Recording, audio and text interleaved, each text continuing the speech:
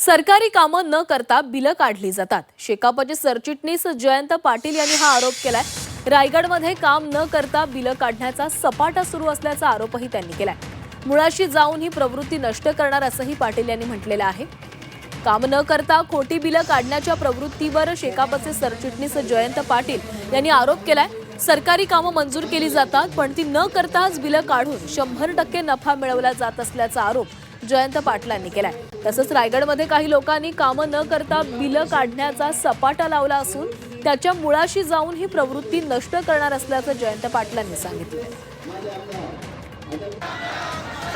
काम न करता पैसे काढायचे आणि त्याच्यावर पैसे कमवायचे म्हणजे 100% त्याचा प्रॉफिट आणि त्याच्यावर जे जे लोक आहेत त्याच्यावर मी काही हो निवडणुकीचा जय पराजय सण झाला तरी मी पत्रकार छोटासा आहे आणि म्हणून त्या माध्यमातून मी स्वतः त्याच्यात लक्ष घालणार आहे आणि मी ते काम करायला मागतो। या जिल्ह्यामध्ये खोटी बिलं काढण्याचा जो सपाटा चालू आहे ती काम न करता पैसे घ्यायचा त्याच्या मुळापासून त्याला नष्ट कसं करता येईल हे काम मी करायला मागतो।